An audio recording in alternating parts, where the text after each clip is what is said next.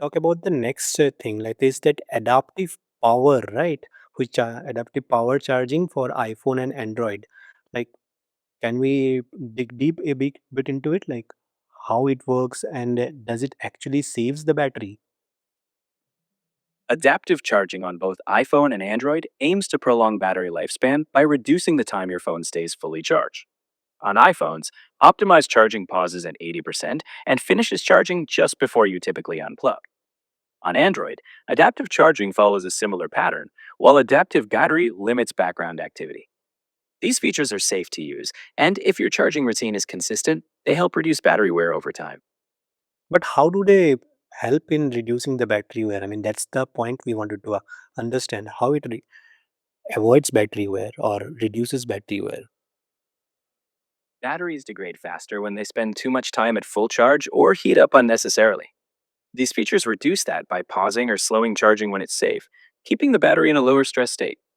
By avoiding staying at 100% for hours, you reduce chemical aging, helping it last longer before capacity fades. Hmm. And is there any real world data, like if people who use adaptive charging, like are they, what is the metrics of how they're saving the battery life? Adaptive charging features on iPhones and Androids aim to reduce battery wear by limiting how long your battery stays at full charge. Real world data shows the difference is modest, like 2 to 3% longer battery retention, but it does help slow aging. For most people, enabling these features is worthwhile, especially if you often charge overnight, but the improvement is subtle. Overall, it's one helpful tool among many for battery health. Let's talk about the next article then. I mean, if you see the details, there is one from, I would say, JetDNet, which says that I will never use iPhone until I change some of these settings.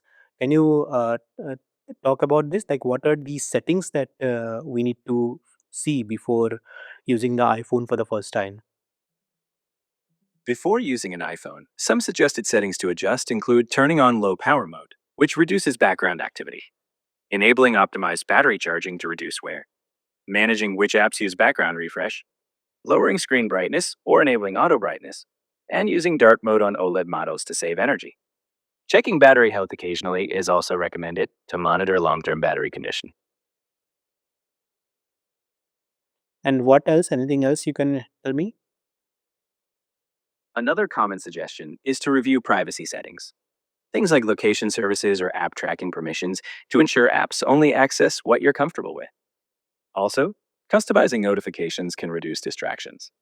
Essentially, it's about tweaking the iPhone to fit your routine and values, whether it's battery life, privacy, or focus.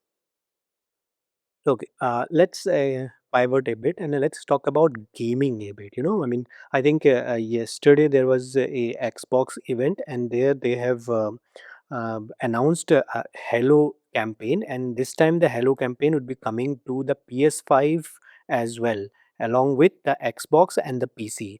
Can we dig deep into it, like how and when it would be coming, and in what other platforms?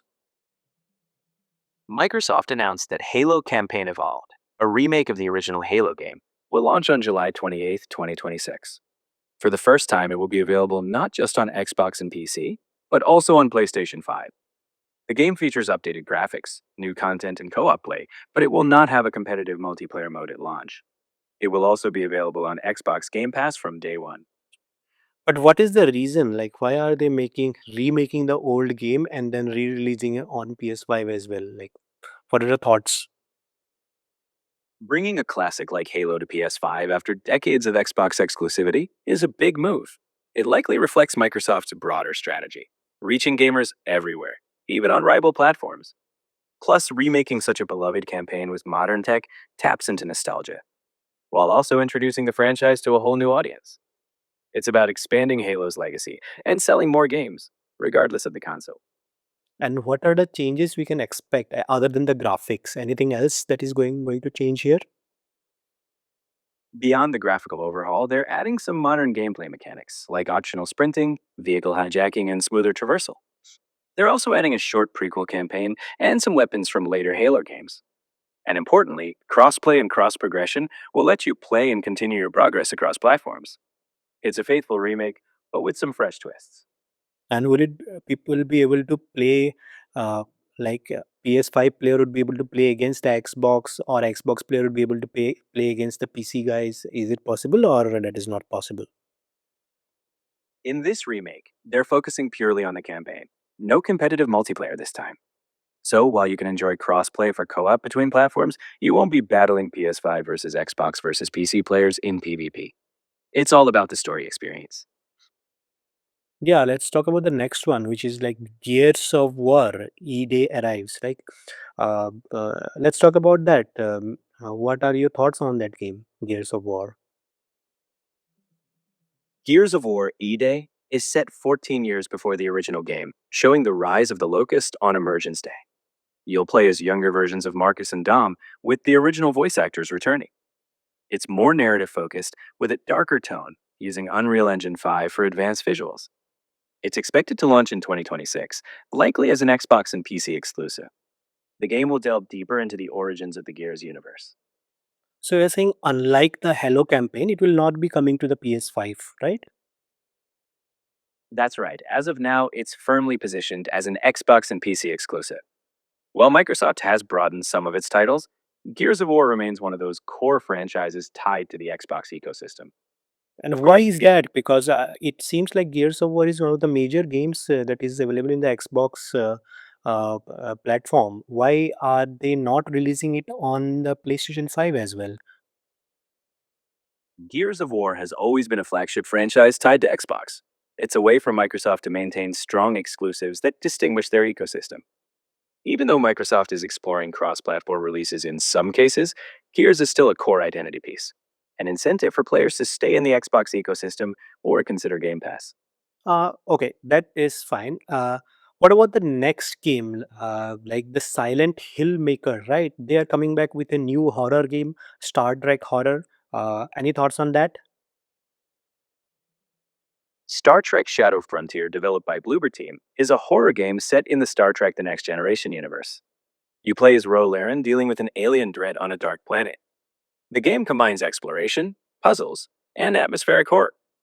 It's expected to release in 2027 on PC, PS5, Xbox Series X and S, and even the next Nintendo Switch. Any graphics or anything do we have? Can we see anything? I can't show visuals directly here, but the teaser trailer is out there. Okay, It gave a let's dark see. atmosphere. Let's look at the teaser trailer somehow. We'll look at it. Absolutely. Once you get a chance to watch it, if anything stands out or you want to discuss that eerie Star Trek vibe, I'm here to chat through it with you. Okay, one last query. I mean, there is one news about, which is a not non-gaming news, about OpenAI, which is working on a super app. Uh, what is this super app? OpenAI is working on a super app that'll combine its tools like ChatGPT, Codex, and browsing into one unified platform. The goal is to streamline workflows, especially for enterprise users, as OpenAI shifts focus to profitability. They're aiming to consolidate features and simplify their offerings, while also positioning themselves competitively as they consider future plans like an IBO. Like, how would it be different from, let's say, Claude co-work and all, right? I mean, can you throw some light on it? Like, how is it going to be unique to OpenAI, or how is it going to be similar to other LLMs? The big differentiator is likely the breadth of integration OpenAI wants. Imagine coding, chatting, browsing, and potentially even media generation, all in one seamless experience. While others like Claude might focus heavily on collaborative document workflows, OpenAI's Super App might position itself as a full on productivity ecosystem, sort of a one stop AI workspace. The uniqueness will come down to how deeply integrated the tools are and how much it ties into enterprise needs, like offering seamless AI co-pilots across tasks. And when we say media integration, like, do we mean video as well? Because I don't see video in OpenAI as of now. As of right now, OpenAI hasn't launched video generation in its mainstream offerings. While they've hinted at research and other media, the super app concept is likely focused on more immediate capabilities text, code, and possibly image generation. If video comes down the line, it would be a future expansion, not a current pillar. Right now, think more tech centric. Mhm. Okay. Anyway, thank you. It was nice talking to you. It was great talking to you too. If anything else comes up, whether it's game